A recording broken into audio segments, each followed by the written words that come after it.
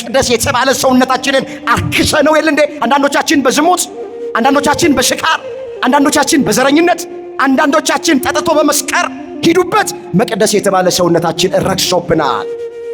መጽሐፍ እንደዚህ ይላል፣ ማንም የእግዚአብሔርን ቤተ መቅደስ ቢያፈርስ እግዚአብሔር እሱን ያፈርሰዋል። የእግዚአብሔር ቤተ መቅደስ ቅዱስ ነውና ያውም እናንተ ናችሁ አለ። ፍቅሩን ይግባን እባካችሁ፣ ውለታው ይግባን።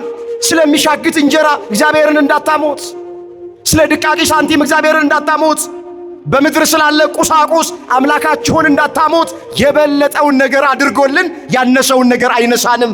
ሥጋውን የቆረሰ ደሙን ያፈሰሰ ያን ሁሉ መከራ የተቀበለ በሚሻግት እንጀራ አይታማም። እሱን አምኖ ማንም ሰው ጦሙን አያድርም። ጎኑን በጦር ወጉት፣ እጆቹን በሚስማር ቸነከሩት። ሳዶር፣ አላዶር፣ ዳናት፣ አዴራ፣ ሮዳስ በሚባሉ 5 ችንካሮች ቸነከሩት። ሰቆር የሚባል ችንካር በመሃል አናቱ ላይ አስገቡ። መሃል ልቡ ድረስ ደረሰ። ሥጋው አልቆ አጥንቱ ነጭ በረዶ መስሎ እስኪታይ 6666 ጊዜ በጅራፍ ገረፉት። አንገቱ ላይ ገመድ አስገብተው ከሊጦስጥራ እስከ ቀራንዮ ድረስ በንጥፍ ድንጋይ ላይ ጎተቱት። ፊቱ ላይ ምራቃቸውን ተፉበት። ዓይኑን በጨርቅ ሸፍነው ነቢይ ነኝ የእግዚአብሔር ልጅ ነኝ ትላለ፣ ትንቢት ተናገር፣ በጥፊ የመታ ነው ማን ነው ብለው አፌዙበት፣ ቀለዱበት በክርስቶስ ላይ። የትንሣኤን በዓል ሲያከብሩ ደስ ይላል። የፋሲካን በዓል ሲያከብሩ ደስ ይላል። 1-2 ቀን ከፋሲካ በዓል ወደ ኋላ ሂዱና ዕለተ ዓርብን አስቧት። ክርስቶስ በመስቀል ላይ የተቀበለው መከራ፣ የተቀበለው ስቃይ፣ ለኔና ለእናንተ የከፈለው ዋጋ ዓርብ ነው። በዓሉ ዓርብ ነው። ትንሣኤንማ ማንም ያከብረዋል። ያልጾመውም ያከብረዋል፣ ያልሰገደውም ያከብረዋል።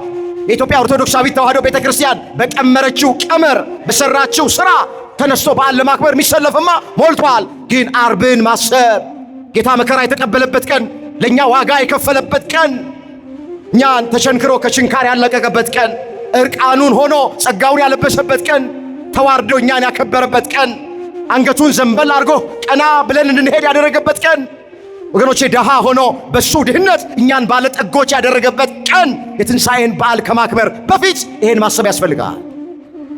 ያኔ እየወደቅን የተነሳ ነው፣ የጾም ነው፣ የተራብ ነው፣ የተጠማ ነው። ስለኛ የተራበውን፣ ስለኛ የተጠማውን፣ ስለኛ መከራ የተቀበለውን፣ ስለኛ የተሰቃየውን ክርስቶስን አስበን ነው። ወገኖቼ ዋጋው የደም ዋጋ ነው የከፈለው እኛን ለመግዛት። ስለዚህ እኛ የራሳችን አይደለንም፣ በዋጋ ተገዝተናል። እኛ እግዚአብሔር ነን። በስመ አብ ወወልድ ወመንፈስ ቅዱስ አሐዱ አምላክ አሜን። ክርስቶስ ተንሥአ እሙታን አሰሮ ለሰይጣን ሰላም ኮነ።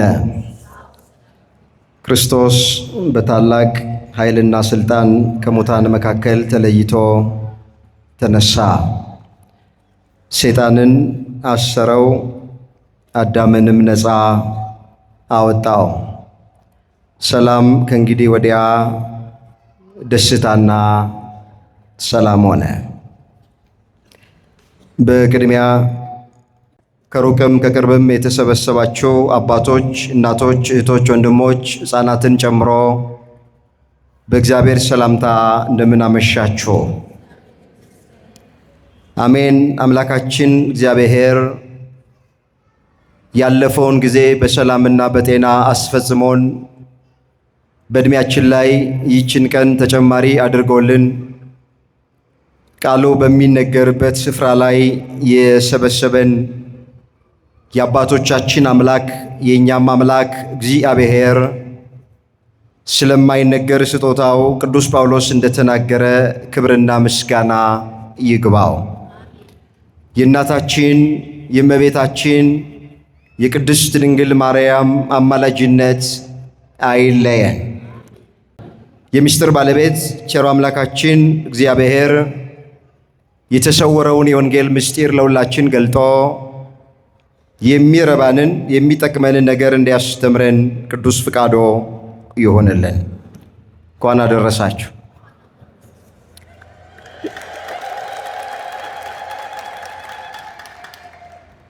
በቀጥታ ጊዜያችንን መጠቀም እንድንችል ወደ ዕለቱ የወንጌል አገልግሎት እንሄዳለን። እኔን እንደቆምኩ እናንተን ደግሞ እንደተቀመጣችሁ እግዚአብሔር የቃሉን ደጅ ከፍቶ ሁላችንን እንዲያስተምረን የእሱ ቅዱስ ፍቃዶ ይሆንልን። በሚኖረን ቀሪ ሰዓት የምንማማርበት የትምህርታችን ርዕስ የሚሆነው እንደገና አያችኋለሁ የሚል ይሆናል። ይህንን በርዕስነት ያነሳነውን ኃይለ ቃል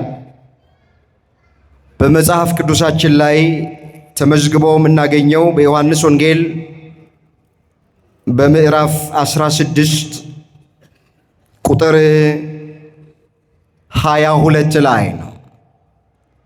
እንደገና አያችኋለሁ።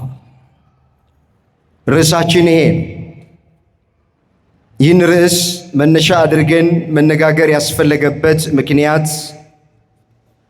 ሁላችን እንደምናውቅ እንደ ቤተ ክርስቲያናችን ሥርዓት መሠረት አሁን ያለንበት ዘመን ዘመነ ትንሣኤ እየተባለ ይጠራል። ወሩም ወርሃ ትንሣኤ እየተባለ ይጠራል። በዚህ 50 ቀን ውስጥ በቤተ ክርስቲያናችን የሚነገረው ቃለ እግዚአብሔር፣ የሚዘመረው መዝሙር፣ የሚሰበከው ስብከት ከሦስቱ ቅዱስ አንዱ ቅዱስ አካላዊ ቃል እግዚአብሔር ወልድ ኢየሱስ ክርስቶስ በፈቃዱ ስለ ኃጢአተኞች እንደሞተና በሦስተኛው ቀን ሞትን ድል አድርጎ በሥልጣኑ እንደተነሳ የሚነገርበት ወቅት ላይ ነው ያለ።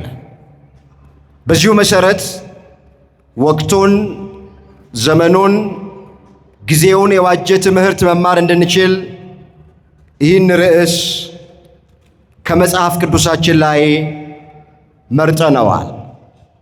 ቆሞ ለመናገር ቁጭ ብሎም ለማድመጥ ጥበብ ከእግዚአብሔር ሲሰጥ ብቻ ነውና ለእኔ ለባሪያው ተናጋሪ የሆነ አንደበትን ለእናንተም ለሰሚዎቹ አስተዋይ የሆነ ልቡናን ቸሮ አምላካችን እግዚአብሔር ለሁላችንም በቸርነቱ ያደለን። እስኪ እንደገና በሉ። ድምፃችሁ አይሰማም? እንደገና አያችኋለሁ። እግዚአብሔር ሁላችንን እንደገና ይህንን በርዕስነት ያነሳነውን ኃይለ ቃል በዚህ ስፍራ ላይ የተናገረው የቃሉ ባለቤት የነገሥታት ንጉሥ የአማልክት አምላክ የኃያላን ኃያል የሆነው ጌታችን መድኃኒታችን ኢየሱስ ክርስቶስ የተናገረው ቃል ከመሞቱ በፊት ለደቀ መዛሙርቱ ሞትን ድል አድርገው እንደሚነሳና በትንሣኤው ዕለት እንደገና እንደሚያያቸው፣ ሐዘናቸውን ወደ ደስታ እንደሚቀይርላቸው የተናገረው ቃል ወደ ርዕሳችን መሠረታዊ ሐሳብ መምጣት ይቻለን ዘንድ በጣም ባጭሩ ወደ ኋላ መለስ ብለን አንድ ታሪክ እናያል። ወገኖቼ የትንሣኤን በዓል እያከበርን ያለ ነው። 50ውን ቀን እንደ አንድ ቀን አድርጋ ቤተ ክርስቲያን የትንሣኤን በዓል እያከበረች ነው። ይሄ በዓል ደግሞ ከበዓላት ሁሉ የበላይ ነው። ትንሣኤ ከልደትም በላይ ነው፣ ከጥምቀትም በላይ ነው። ከሌሎቹ ከጌታ 9 አበይት በዓላትና ከ9 ንዑሳን በዓላት ሁሉ የበላይ የትንሣኤ በዓል። ትንሣኤ ባይኖር ሕይወታችን ትርጉም አይኖረውም ነበረ። ሁላችን እንደምናውቅ የጥምቀት በዓል 2 እና 3 ቀን ነው የሚከበረው። ከተራውን የጥምቀትን ቀን ቃና ዘገሊላን 3 ቀን ነው ጥምቀትን የምናከብር። ከዚህ ውጪ ያሉትን የጌታ በዓላት አንዳንድ ቀን ነው የምናስባቸው። ትንሣኤ ግን በቤተ ክርስቲያናችን ለ50 ተከታታይ ቀናት ነው የሚከበረው። ለስንት ቀን አልኳችሁ? ለ50 ቀን ነው የሚከበረው። ለምን? ከበዓላት ሁሉ በላይ ስለሆነ ሃይማኖታችን ትርጉም የሚኖረው፣ ስብከታችን ትርጉም የሚኖረው ትንሣኤ ስላለ ነው። ለዚህ ነው ሐዋርያው ቅዱስ ጳውሎስ በዚህ በአንደኛ ቆሮንቶስ መልእክቱ ምዕራፍ 15 እንዲህ ብሎ የተናገረው ቁጥር 14 ላይ ትንሣኤ ሙታን ከሌለ ክርስቶስ አልተነሳ። ክርስቶስ ካልተነሳ እንግዲያስ ስብከታችን ከንቱ ነው፣ እምነታችንም ደግሞ ከንቱ ናት። እምነታችን ከንቱ እንዳይሆን፣ ስብከታችን ከንቱ እንዳይሆን ክርስቶስ ሞቶ አልቀርም። በሦስተኛው ቀን ሞትን ድል አድርጎ ተነስቷል። እሱ እንደተነሳ እኛም እንነሳለን ብለን ተስፋ እናደርጋለን። ተስፋ ትንሣኤ ሙታን አለን። ከሞት በኋላ ሕይወት፣ ከመቃብር በኋላ ትንሣኤ አለ የምንለው ክርስቶስን አብነት አድርገን እንጂ ሰው ሞቶ ፈርሶ በስብሶ የሚቀር ቢሆን ኖሮ ሁሉም ነገር ከንቱ ነበረ።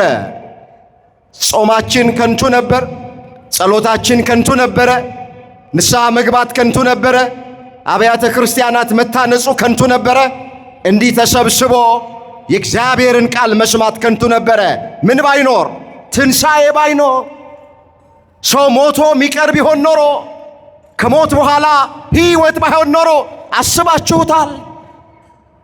ንስሐ የምንገባው የምንጸልየው 3 ሰዓት ቆመን የምናስቀድሰው ትንሣኤ እንዳለ ስለምናምን ነው። ለዚህ ነው ቅዱስ ጳውሎስ ትንሣኤ ከሌለ ስብከታችን ከንቱ ነው፣ ትንሣኤ ከሌለ እምነታችን ከንቱ ነው አለ። ሕይወት ከንቱ እንዳትሆንብን ሞትን ድል አድርጎ የተነሳልን የድንግል ልጅ አማኑኤል ስሙ የተመሰገነ ይሆን። ከፍ አድርጋችሁ አመስግኖት። ሕይወታችን ትርጉም ያገኘው ከዚህ የተነሳ። ስለዚህ የትንሣኤ በዓል የበዓላት ሁሉ በኩር ነው። የትንሣኤ በዓል ከበዓሎች ሁሉ የበላይ የሆነ በዓል ነው። አምላካችን እግዚአብሔር ለዚህ በዓል ሁላችንን ጠብቆ ስላደረሰን ስሙ የተመሰገነ ይሆን። እንደገና አያችኋለሁ። እንመለስ ወደ ርዕሳችን ጋር። ብዙ ሰዓት አንወስድም፣ ጥቂት ነገር ብቻ ነው የምናየው። እንግዲህ ሁላችን እንደምናውቅ ጌታችን መድኃኒታችን ኢየሱስ ክርስቶስ ወደዚህ ምድር የመጣው ለመሞት ነው። ሁላችንም ወደዚህ ምድር የመጣ ነው ለመኖር ነው። ማንም ሰው ልሙት ብሎ የመጣ ማንም የለም። ሞት እያንዳንዳችንን ፈልቅቆ ነው የሚወስደን። ታውቃላችሁ፣ የተመጣጠነ ምግብ የምንበላው ብዙ ሰዎች ጠዋት ጠዋት እየተነሱ ሰንበትን ሽረው እንኳን ስፖርት የሚሰሩት ለምንድን ነው ሲባል ላለመሞት ነው። ታውቃላችሁ፣ የብዙ ሰው ጸሎት እድሜ ጨምርልኝ፣ እድሜ ስጠኝ የሚል ነው። ታውቃላችሁ፣ ሁላችንም በሚባል ደረጃ መሞት አንፈልግም። ሞት ሳንወድ በግድ ይወስደናል እንጂ ማንም ወዶና ፈቅዶ የሚሞት ሰው የለም። ስለዚህ ወደዚህ ምድር የመጣ ነው ሁላችንም ለመኖር ነው። ክርስቶስ ግን ወደዚህ ምድር የመጣው ለመሞት ነው የመጣው። ይህን በምን እናውቃለን ስንል በማስተማር ወራቱ ለደቀ መዛሙርቱ እንዲህ እያለ ይነግራቸው ነበረ። የማቴዎስ ወንጌል ምዕራፍ 17 ቁጥር 22 ላይ የተመዘገበ ቃል ነው ምነግራችሁ። አሁን በገሊላም ሲመላለሱ ኢየሱስ ክርስቶስ ለደቀ መዛሙርቱ እንደዚህ አላቸው፣ የሰው ልጅ በሰዎች እጅ አልፎ ይሰጥ ዘንድ አለው፣ ይገድሉትማል፣ በሦስተኛው ቀን ግን ይነሳል አላቸው። ደቀ መዛሙርቱ ግን እጅግ አዘኑ ይላል። ቃሉን አስተውሎት። በገሊላም ሲመላለሱ ኢየሱስ ክርስቶስ ለደቀ መዛሙርቱ እንዲህ አላቸው፣ የሰው ልጅ አለ። የሰው ልጅ የሚለው ራሱን ነው። ሰው ከሆነች ከድንግል ማርያም ከሥጋዋ ሥጋ ከነፍሷ ነፍስ ነስቶ በአጭር ቁመት በጠባብ ደረት ተወስኖ በቤተልሔም ዋሻ በከብቶች ግርግም ውስጥ ተወልዷልና በአንዳንድ ስፍራ ላይ ኢየሱስ ክርስቶስ የሰው ልጅ እየተባለ ይጠራል። የሰው ልጅ በሰዎች እጅ አልፎ ይሰጥ ዘንድ አለው አላቸው። ይገድሉትማል አለ። ይገድሉኛል ሲል ነው። ነገር ግን በሦስተኛው ቀን ይነሳል አለ። በሦስተኛው ቀን እነሳለሁ ሲላቸው፣ ስለዚህ እንደሚሞት በመስቀል እንደሚሰቀል መከራ እንደሚቀበል ለደቀ መዛሙርቱ በመዋዕለ ሥጋዌው በማስተማር ወራቱ ይነግራቸው ነበረ። ክርስቶስ ወደዚህ ምድር የመጣው ሊሞት ነው። እሞታለሁ ብሎ የሞተልን፣ እሰቀላለሁ ብሎ የተሰቀለልን፣ እነሳለሁ ብሎ የተነሳልን የድንግል ልጅ አማኑኤል ነው። ክብር ምስጋና ለስሙ ይሆንልን። እሱ ነው። ታሪኩ ሰፊ ነው። ከ12ቱ ሐዋርያት መካከል አንዱ የሆነው ይሁዳ ጌታውን መምህሩን በመሻም በ30 ብር አሳልፎ ለአይሁድ ሰጠው። አባቶቻችን ምን ይላሉ? የሰው ጠላቱ የቤቱ ሰዎች ናቸው ይላል። መጽሐፍ ላይም ይሄ ተመዝግበዋል። ጠላት ከሩቅ አይመጣ። በዚህ በማቴዎስ ወንጌል ምዕራፍ 12 ቁጥር 38 ላይ የሰው ጠላቱ የቤቱ ሰዎች ናቸው ይላል። እስኪ ቃሉን ከኔ ቀጥላችሁ ተናገሩ። የሰው ጠላቱ በሉ እስኪ የቤቱ ሰዎች ናቸው። አቤልን የገደለው ወንድሙ ቃየል ነው። ዮሴፍን የሸጡት የገዛ ወንድሞቹ ናቸው። ኢየሱስ ክርስቶስን ለመስቀል ሞት አሳልፎ የሰጠው ከዋለበት ይውል የነበረ ካደረበት ያድር የነበረ የእጁን ተአምራት በዓይኖቹ የተመለከተ የቃሉን ትምህርት በጆሮቹ ያደመጠ ይሁዳ ነው። የታጠበበትን እጅ የረገጠ የጎረሰበትን ጣት የነከሰ የበላበትን ወጨት የሰበረ ይሁዳ ነው። መጽሐፍ እንደዚህ ይላል፣ የሰላሜ ሰው ያልኩት የተማመንኩበት እንጀራዬን የበላ ተረከዙን አነሳብኝ ይላል። እዛ መዝሙር 40 ቁጥር 9 ላይ የተመዘገበ እግዚአብሔር ቃል። ቃሉን አስተውሉት። የሰላሜ ሰው ያልኩት የተማመንኩበት እንጀራዬን የበላ ቃሉ እግሩን አነሳብኝ አለ። ዳዊት ለጊዜው ስለ ልጁ ስለ አቤሴሎም የተናገረው ቃል ነው። የሰላሜ ሰው ያልኩት የተማመንኩበት ልጄ አቤሴሎም እንጀራዬን የበላ ተረከዙን አነሳብኝ። አቤሴሎም በአንድ ዘመን በአባቱ በዳዊት ላይ ተነስቶ ከዋለበት አላሳድር ካደረበት አላሱል እያለ የገዛ አባቱን አቤሴሎም አሳዶታል። ቃሉ ለጊዜው የተነገረው ስለ አቤሴሎም ነው። የሰላሜ ሰው ያልኩት የተማመንኩበት እንጀራዬን የበላ ተረከዙን አነሳብኝ። ይህ ቃል ለፍጻሜው ስለ ይሁዳ የተነገረ ቃል ነው። የሰላሜ ሰው ያልኩት ይሁዳ እንጀራዬን የበላ እንጀራ ቃሉን የበላ እንጀራዬን የበላ እንጀራ ወደ ሙዳይ ምጽዋቱ ከሚገባው የበላ እንጀራዬን የበላ እንጀራ የሕይወት እንጀራ ቅዱስ ሥጋውን ክቡር ደሙን የበላ ስለ እነዚህ ሁሉ የተነገረ ቃል ነው። ተረከዙን አነሳብኝ። የምን ተረከዝ? የምክር ተረከዝ። አሳልፌ ብሰጣችሁ ምን ትሰጡኛላችሁ የሚል የምክር ተረከዝ። ታሪኩ ሰፊ ነው። ሁሉን ለመተረክ ጊዜ የለኝም። ሁላችሁ እንደምታውቁት ሲተረክልን እንደነበረው ይሁዳ ጸሐፍት ፈሪሳውያንን ሊቃነ ካህናትን አስከትሎ ሐሙስ ምሽት ወደ ጌቴሴማኒ መጣ። በዚህን ጊዜ ክርስቶስ በጌቴሴማኒ እየወደቀ እየተነሳ ላቡ እየፈሰሰ ወዙ እየተንጠፈጠፈ ይወድቃል፣ ይነሳል፣ ይሰግዳል፣ ይጸልያል። እንደ ነገ መስቀል አለበታ፣ እንደ ነገ መከራ አለበታ። ስለዚህ ይጸልያል፣ አዎ ይሰግዳል፣ ይወድቃል፣ ይነሳል። ምልክት ሰጣቸው። የምስመው እሱ ስለሆነ አጥብቃችሁ ያዙት አለ። መጣና እቅፍ አድርጎ ይሁዳ ክርስቶስን ሳመው። ጌታችንም ምንድን ነበር ያለው? ወዳጄ ሆይ ስለምን ነገር መጣ አለው። የማቴዎስ ወንጌል ምዕራፍ 26 ቁጥር 48 ላይ የተመዘገበ ቃል። እስኪ አንድ ጥያቄ ልጠይቃችሁ። ይሁዳ ስለምን እንደመጣ ክርስቶስ ያውቃል አያውቅ? ንገሩኝ። ያውቃል አያውቅ?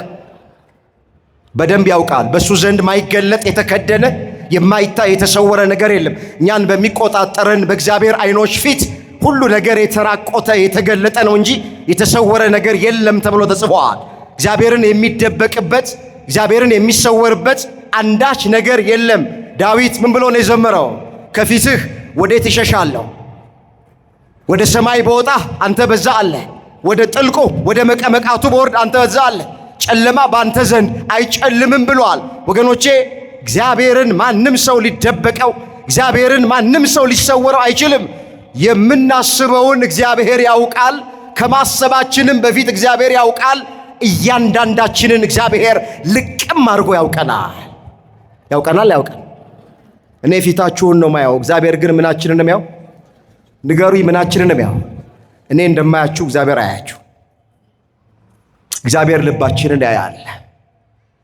ይሁዳ እየተቀለሰለሰ እያቆላመጠ መምህር ሆይ ሰላም ላንተ ይሁን ይለዋል። ከኋላ እኮ ሰቃዮቹን፣ ገዳዮቹን፣ የሚቸነክሩትን፣ በጅራፍ የሚገርፉትን አይሁድን አስከትሎ እኮ ነው። በፊት ግን እያቆላመጠ ይናገራል። መምህር ሰላም ላንተ ይሁን ይለዋል። ዛሬ ዓለማችን የተሞሉት በእንደዚህ አይነት ሰዎች ናቸው፣ በአስመሳዮች። መጽሐፍ ክፋት በልቡ ሳለ ፍቅር የሚናገር አንደበት በብር ዝገት እንደተለበጠ የሸክላ ዕቃ ነው ይላል። ምሳሌ 26 ቁጥር 23 ላይ የተመዘገበ ቃል። እስኪ አብራችሁኝ በሉ። ይሄ ቃል ክፋት በሉ እስኪ። በልቡ ሳለ ፍቅር የሚናገር አንደበት በብር ዝገት እንደተለበጠ የሸክላ ዕቃ ነው። አንዳንድ የሸክላ ዕቃዎች በብረት ዝገት ሲለበጡ ስተባቸው ከሩቅ ብረት ይመስላል፣ ግን ሸክላ ናቸው። በብረት ዝገት ስለተለበጡ ነው ብረት የሚመስሉት እንጂ ሸክላ ናቸው። ቢወድቁ ይሰበራል። ዛሬም ዓለማችን ላይ እንደዚህ አይነት ሰዎች አሉ። ታውቃላችሁ አይደለም? ሰው አራዊት የማይችለውን የሰው ልጅ ይችላል። አራዊት ማስመሰል አይችሉም። ነብር አባቶቻችን እንደሚናገሩን የሰው ልጅን ከማጥቃቱ በፊት የሰው ልጅን ከመዋጡ በፊት ምልክት ያሳያል። ሰውነቱ ይነፋፋል። ሰውነቱ ሲነፋፋ ነብር ልውጥህ ነው እያለ ነው። ነብር የሰው ልጅን ከማጥቃቱ በፊት ምልክት ይሰጣል። ቤታችን ውስጥ የምናሳድገው ውሻ እንግዳ ሰው ሲመጣ ይጮሃል። ውሻ ምልክት ሰጥቶ ነው ያጠቃው። እያንዳንዱ አውሬ ከማጥቃቱ በፊት ምልክት ሰጥቶ ያጠቃል። ምንም ምልክት ሳይሰጥ የሚያጠቃው የሰው ልጅ ብቻ ነው። ስንቱን አፈር ልብላልህ እያልን አፈር ድሜ ያበላ ነው። ስንቱን ልቃጠልልሽ እያልን አቃጠልናት። አንዳንዶቹ መጥተው ችግራቸውን ሲነግሩን ተራብኩ፣ ተጠማሁ፣ አጣሁ፣ ነጣሁኝ፣ ተቸገርኩ ብሎ ሲለን በፊት ለፊታችን እኔ ልቸገርልህ፣ እኔ ልቸገርልሽ፣ እኔ ልራብልህ፣ እኔ ልራብልሽ፣ እኔ ልጠማልህ፣ እኔ ልጠማልሽ እንለዋለን። ዞር ብለን አፈር ድሜ ያብላህ የዘራውን ያጨድከው። እሰይ አንጀቴ ቅቤ ጠጣ፣ የዘራሽውን ያጨድሽው፣ የእጅሽን ያገኘሽው። ዛሬ ዓለማችን በእንደዚህ አይነት ሰዎች ተሞልታለች። ቃሉን አስተውሉት። ክፋት በልቡ ሳለ ፍቅር የሚናገር አንደበት በብር ዝገት እንደተለበጠ የሸክላ ዕቃ ነው አለ። አንድ ቀን ይሰበራል። እውነትና ንጋት እያደረ ይጠራል። ይሁዳ ይቅለሰለሳል፣ ያቆላመጠ ይናገራል። መምህር ሰላም ላንተ ይሁን ይለዋል። አቅፎ ይስመዋል። ታውቃላችሁ፣ መሳም የፍቅር ምልክት ነው። የፍቅርን ምልክት ይሁዳ የጠብ ምልክት አድርጎ መጣ። እግዚአብሔር ከማስመሰል ፍቅር ሁላችንን ይጠብቀን። አሜን በሉ ባካችሁ። ከልባችን እንድንዋደድ፣ ከአንጀታችን እንድንዋደድ፣ በእውነት እንድንዋደድ እግዚአብሔር ሁላችንን በቸርነቱ ያግዘን። ታሪኩ ሰፊ ነው። ጠላቱ ሳለ ክርስቶስ ይሁዳን ጠላቴ አላለውም። ወዳጄ ስለምን ነገር መጣህ አለው። ለመከራ አሳልፎ የሚሰጠውን ይሁዳ ወዳጄ አለው። ጠላቶቻችሁን ውደዱ ያለን በቃል ብቻ አይደለም በተግባርም ጭምር ነው። ወዳጄ አለው። ስለምን ነገር መጣህ አለው። ወዲያው በመሳም አሳልፎ ሰጠው። ታሪኩ ሰፊ ነው። ክርስቶስን ከያዙት በኋላ 13ቱን ሕማማተ መስቀል አደረሱበት። ጎኑን በጦር ወጉት። እጆቹን በሚስማር ቸነከሩት። ሳዶር፣ አላዶር፣ ዳናት፣ አዴራ፣ ሮዳስ በሚባሉ 5 ችንካሮች ቸነከሩት። ሰቆር የሚባል ችንካር በመሃል አናቱ ላይ አስገቡ። መሃል ልቡ ድረስ ደረሰ። ስጋው አልቆ አጥንቱ ነጭ በረዶ መስሎ እስኪታይ 6666 ጊዜ በጅራፍ ገረፉት። አንገቱ ላይ ገመድ አስገብተው ከሊጦስጥራ እስከ ቀራንዮ ድረስ በንጥፍ ድንጋይ ላይ ጎተቱት። ፊቱ ላይ ምራቃቸውን ተፉበት። አይኑን በጨርቅ ሸፍነው ነቢይ ነኝ የእግዚአብሔር ልጅ ነኝ ትላለ፣ ትንቢት ተናገር፣ በጥፊ የመታ ነው ማን ነው ብለው አፌዙበት፣ ቀለዱበት በክርስቶስ ላይ። የትንሣኤን በዓል ሲያከብሩ ደስ ይላል። የፋሲካን በዓል ሲያከብሩ ደስ ይላል። 1-2 ቀን ከፋሲካ በዓል ወደ ኋላ ሂዱና ዕለተ ዓርብን አስቧት። ክርስቶስ በመስቀል ላይ የተቀበለው መከራ፣ የተቀበለው ስቃይ፣ ለኔና ለእናንተ የከፈለው ዋጋ ዓርብ ነው። በዓሉ ዓርብ ነው። ትንሣኤንማ ማንም ያከብረዋል። ያልጾመውም ያከብረዋል። ያልሰገደውም ያከብረዋል። የኢትዮጵያ ኦርቶዶክሳዊት ተዋሕዶ ቤተ ክርስቲያን በቀመረችው ቀመር በሰራችው ሥራ ተነስቶ በዓል ለማክበር የሚሰለፍማ ሞልቷል።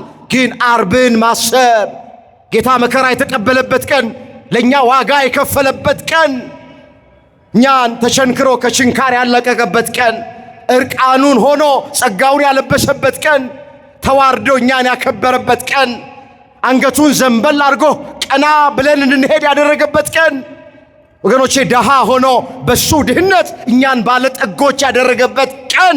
የትንሣኤን በዓል ከማክበር በፊት ይሄን ማሰብ ያስፈልጋል። ያኔ እየወደቅን የተነሳ ነው፣ የጾም ነው፣ የተራብ ነው፣ የተጠማ ነው። ስለኛ የተራበውን፣ ስለኛ የተጠማውን፣ ስለኛ መከራ የተቀበለውን፣ ስለኛ የተሰቃየውን ክርስቶስን አስበን ነው። እኔ ገርመኛል። ከኛ ቤተ እምነት ውጭ ያሉት አንዳንድ ወንድሞች እናቶች የኢትዮጵያ ኦርቶዶክስ ተዋሕዶ ቤተ ክርስቲያን ኢየሱስን አሰብክም ብለው አፋቸውን ሞልተው ሲናገሩ በጣም ያሳዝናል። ለመሆኑ እንደዚህ ቤተ ክርስቲያን ክርስቶስን ያውቃል እንዴ? ለመሆኑ እንደዚህ ቤተ ክርስቲያን ክርስቶስን የሚሰብክ ስለ ክርስቶስ የሚመሰክር አለ እንዴ?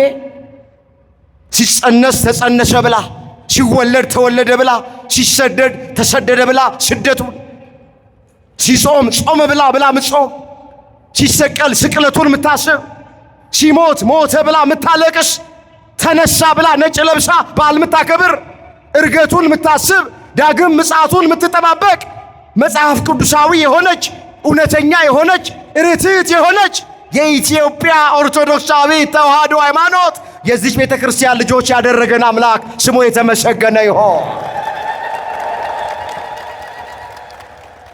አንዳንዶች ባለማወቅ እንዳመጣላቸው የሚናገሩ ሰዎች አሉ። እግዚአብሔር ልብ ይስጣቸው። እንመልሳን፣ ወደዛ ውስጥ አንገባ።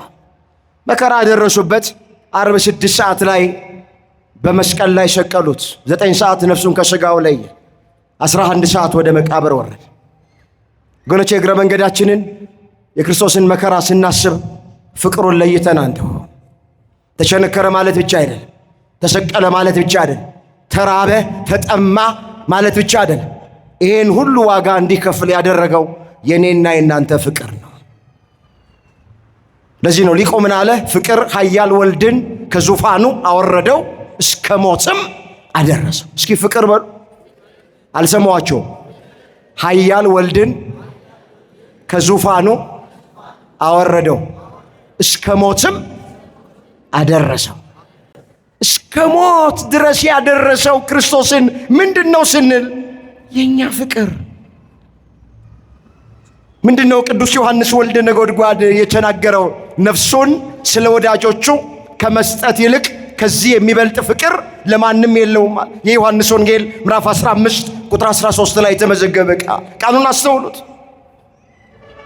ነፍሱን ስለ ወዳጆቹ ከመስጠት ይልቅ ከዚህ የሚበልጥ ፍቅር ለማንም የለውም።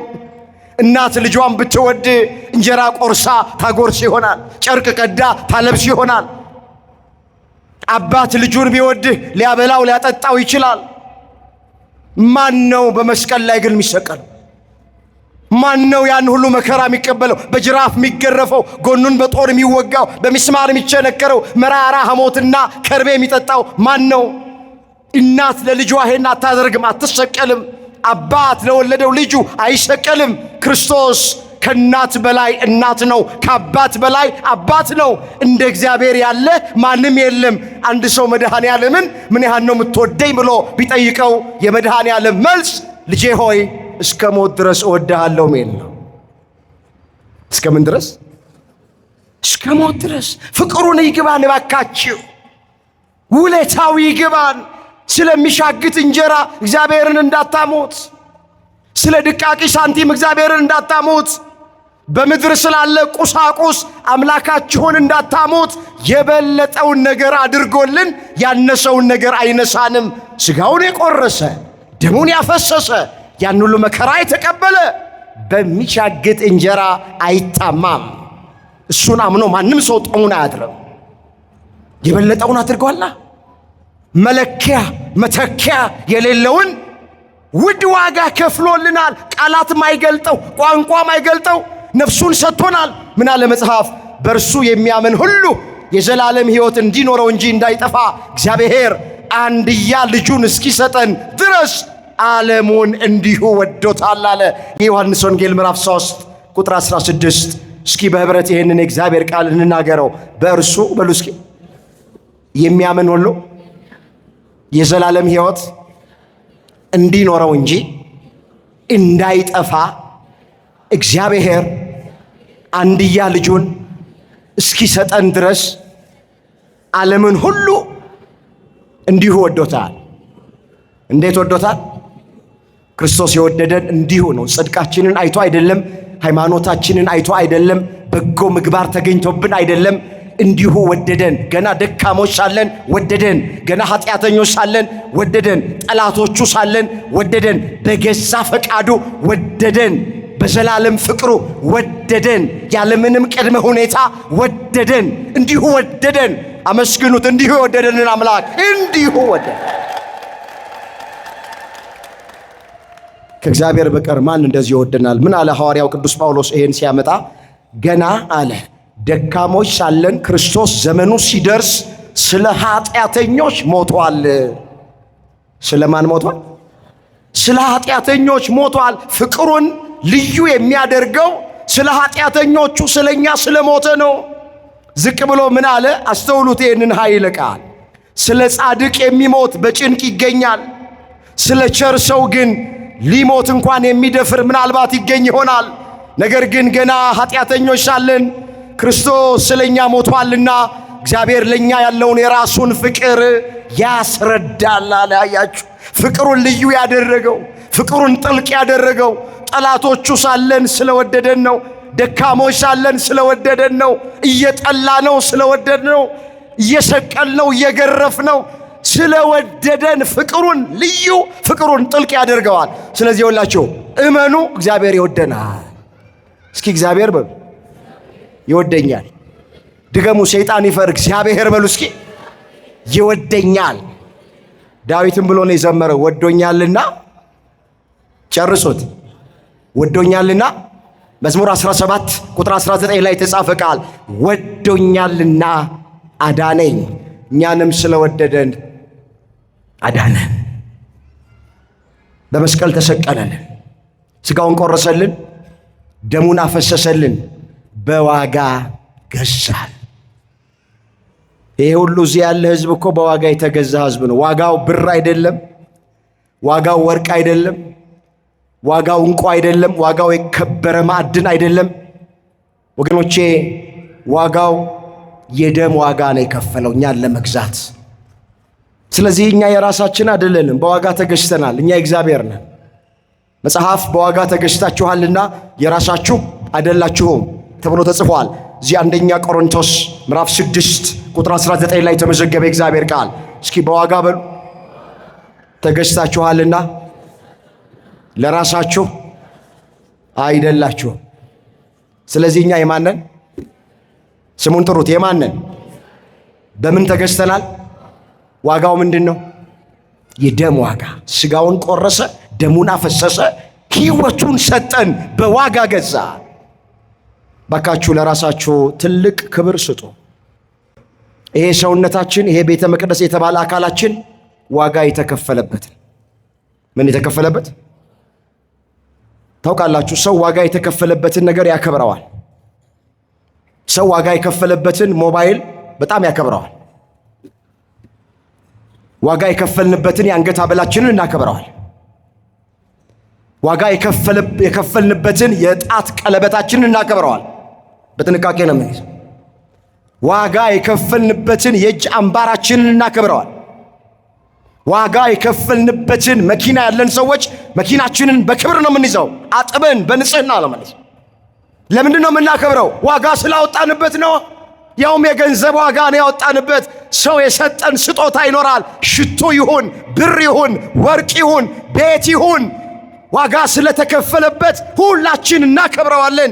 ክርስቶስ ስለኛ ዋጋ ከፍሏል። ይሄ ቤተ መቅደስ ስለተባለ ሰውነታችን ዋጋ ከፍሏል። በዋጋ ተገዝታችኋልና የራሳችሁ አይደላችሁም ባካችሁ። ስለዚህ ይሄ መቅደስ፣ ይሄ ሰውነት ዋጋ የተከፈለበት ነው።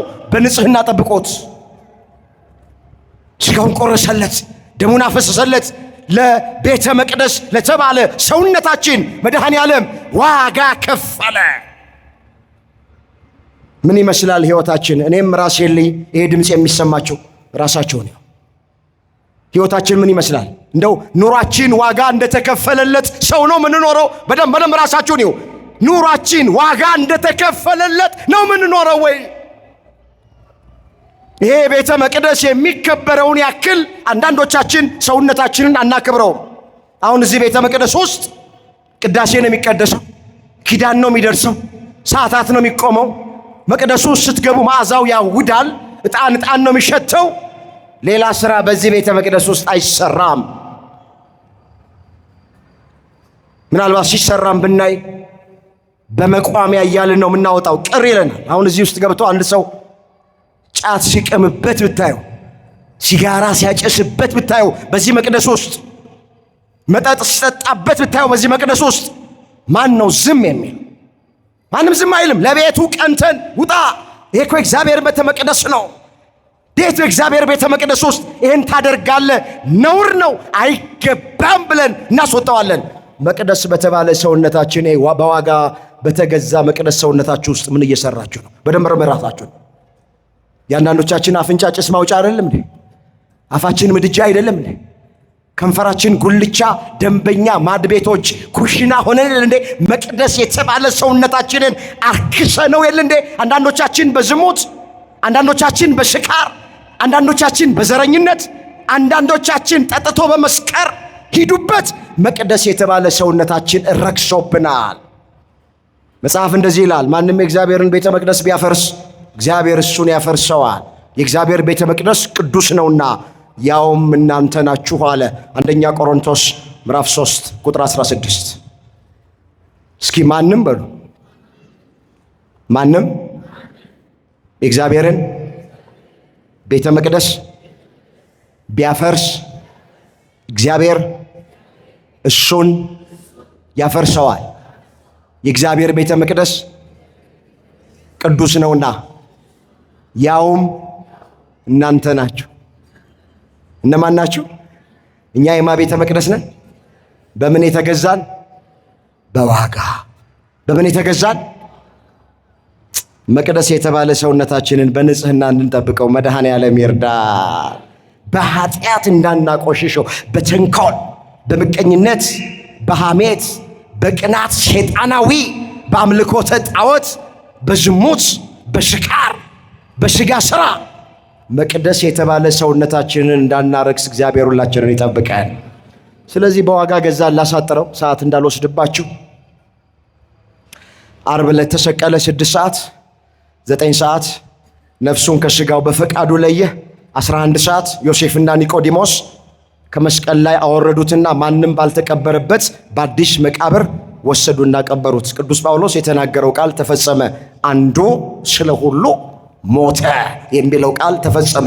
እዚህ 2ኛ ቆሮንቶስ ምዕራፍ 5 ቁጥር 14 ላይ ተመዘገበ። እስኪ አንዱ በሉ፣ ስለ ሁሉ ሞተ።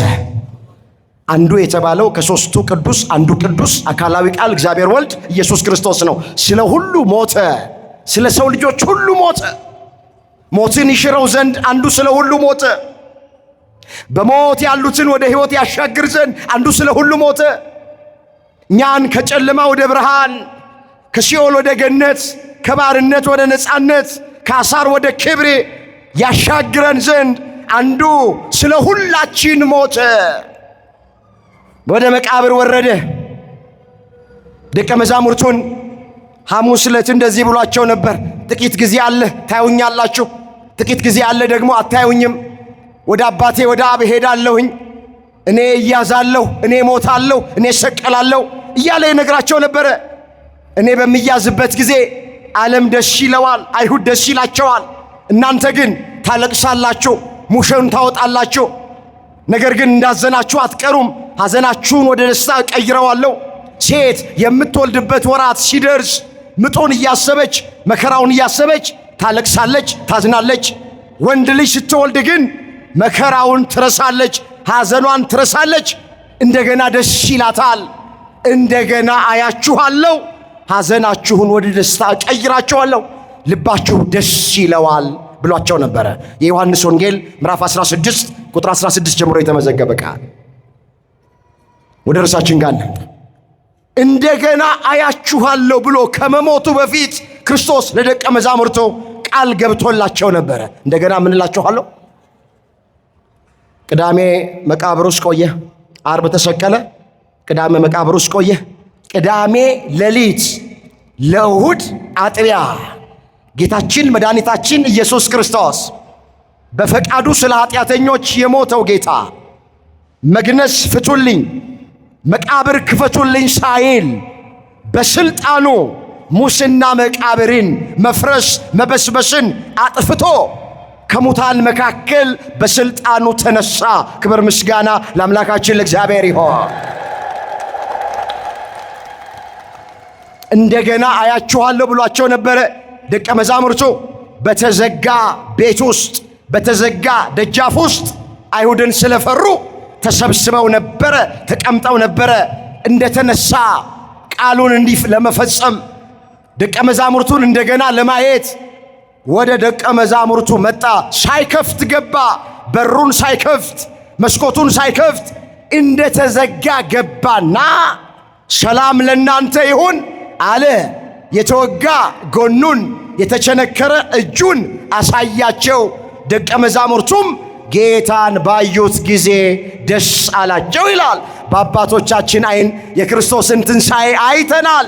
ደስ ይበላችሁ፣ እንኳን ደስ ያላችሁ። ክርስቶስ እንደ ሞት አልቀረም፣ ተነስቷል። እንደገና አያችኋለሁ ብሏቸው ነበረ። ለባህሪው ሐሰት የማይስማማው አምላክ ደቀ መዛሙርቱን እንደገና አያቸው። እነሱን ያያቸው አምላክ እኛንም በቸርነቱ ይየን።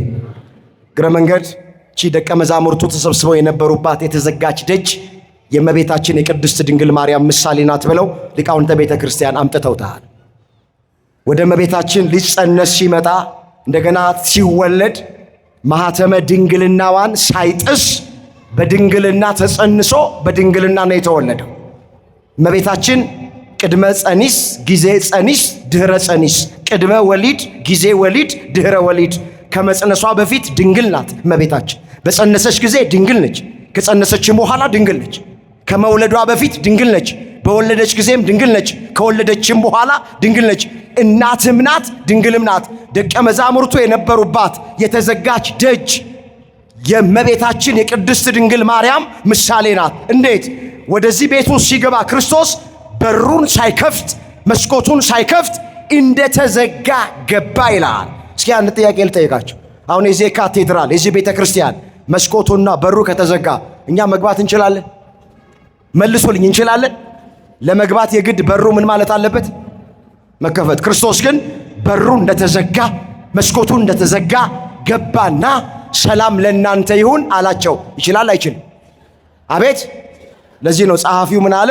ደጆቹ ተዘግተው ሳሉ ኢየሱስ ክርስቶስ መጣ፣ ለደቀ መዛሙርቱም ሰላም ለእናንተ ይሁን ብሎ ሰላም ሰጣቸው ይላል። በተዘጋ ነገር ውስጥ ገብቶ የጎደለንን መድኃኔዓለም ይሙላልን።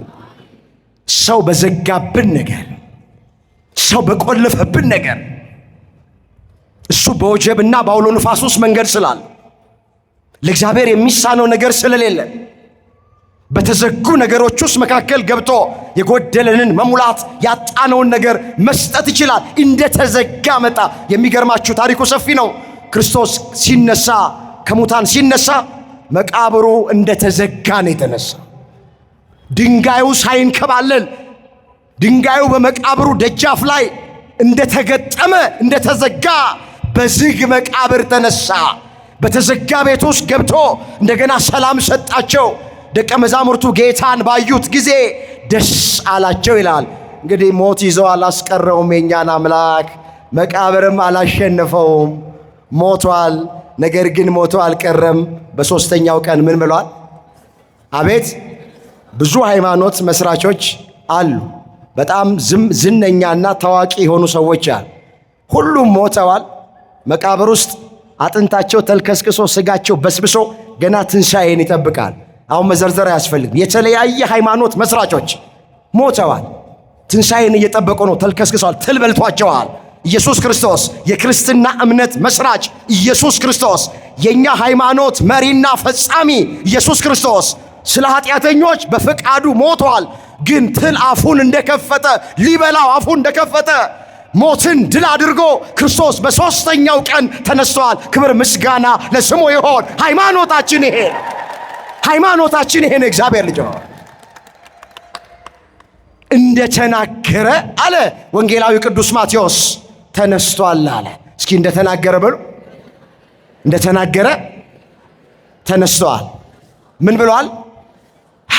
የማቴዎስ ወንጌል ምዕራፍ 28 ቁጥር 6 ላይ የተመዘገበ ቃል እነሳለሁ ብሎ እንደተናገረ በሦስተኛው ቀን ሞትን ድል አድርጎ ተነሳ። ሞት ይይዘው ዘንድ አልቻለም አለ። ብዙዎቹን ሞት ይዞ አስቀርቷቸዋል። ሞት አሸንፏቸዋል። አይሁድ ትንሣኤን ቀበርን፣ ሕይወትን ቀበርን ብለው ነበረ። በወታደርም መቃብሩን አስጠብቀው ነበረ። በታላቅ ድንጋይ መቃብሩን ዘግተውት ነበረ። እነዚህ ሁሉ ነገሮች የክርስቶስን ትንሣኤ መከልከል አልቻሉም። ድንጋዩ የክርስቶስን ትንሣኤ ሊያስቀር አልቻለም። ወታደሮቹ መቃብሩን ቢጠብቁ አልቻሉም። ክርስቶስ ከነዚህ ሁሉ ነገሮች በላይ ነው። ሞትን ድል አድርጎ ተነስተዋል። በእኛም ሕይወት ውስጥ እንደዚህ ነው። ብዙ የተቀበሩብን ነገሮች ሊኖሩ ይችላሉ። የክርስቶስ ትንሣኤ የሚያስተምረን በትዕግሥት እንጠብቅ እንጂ የተቀበሩብንን ነገሮች ሁሉ እግዚአብሔር ማስነሳትና መቀስቀስ ይችላል። ይችላል አይችልም? የተቀበረብንን በረከት እግዚአብሔር ያንሳልን። በሀገራችን ላይ የተቀበረውን ሰላም እግዚአብሔር ያንሳልን። ጤና የተቀበረብንን ሰዎች እግዚአብሔር ጤናችንን ይመልስልን።